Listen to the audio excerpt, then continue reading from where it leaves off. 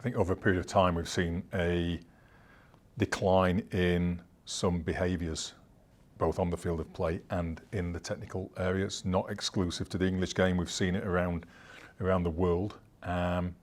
This has had knock-on effects. We've seen copycat behaviour at grassroots levels, and that's resulted in people either quitting as referees or not choosing to take up the whistle. And I think the game has realised that for its long-term health, we have to do something now collectively to try to stop that trend, to try to improve the level of behaviour on the field. I think for too long we as match officials have not done well enough in dealing with behaviours that have been unacceptable. We've too often kind of confused unacceptable behaviour as passion. We've turned a blind eye or a deaf ear.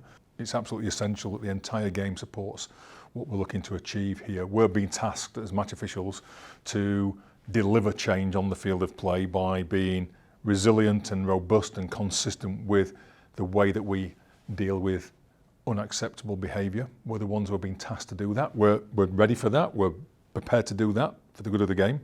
But it's absolutely important that all stakeholders in the game who have an interest in the game, that have come together to create the participant behaviour charter, stand behind our officials and ensure that they feel empowered and supported when they're dealing with these behaviours in the way that we're being asked to deal with them, by the issuing of yellow cards, red cards where appropriate.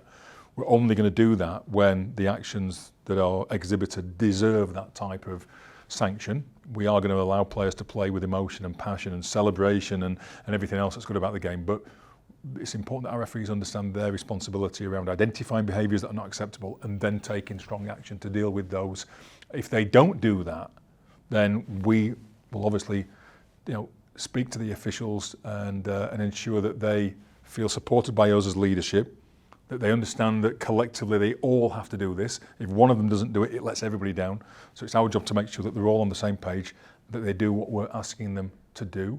But the game as a whole has to support us in that quest. This is a culture change that we're trying to achieve, not just for now, not for today, not for tomorrow, not for the rest of this season, but for good. We're trying to change the way that behaviours are exhibited in our sport that have been allowed to decline year over year for many, many years, that have now seen a situation where we have a lot of referees who are facing really difficult experiences at grassroots level.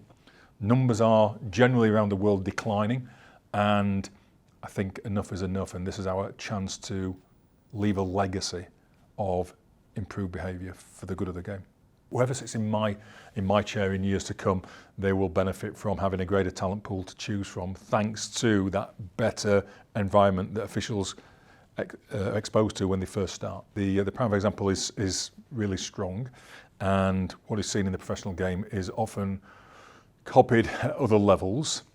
That damages the game because it impacts the numbers of people that want to get involved in officiating in the first place, and they're the referees of tomorrow, the referees that are going to potentially come through the different levels into the professional game. So the quality that we'll see going forward is likely to diminish if we don't have the same number of people coming through at the very starting point.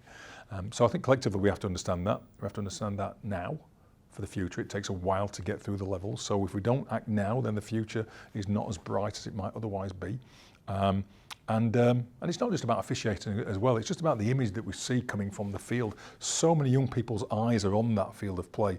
They take their lead from what players do. These are role models whose behaviours they want to emulate, regardless of whether they want to be a referee or not. Just they look up to these people. If they see certain types of behaviours, then it sets a really poor example for what is deemed acceptable in everyday life as well. So, not wanting to put too much sort of like pressure and responsibility on the shoulders of players or of officials or coaches who perform in that pressurised environment. But I think we have to accept that when we get to a certain level, we're all role models, and we all have to understand that our behaviours do have an impact, and therefore those behaviours that are exhibited have to be positive ones.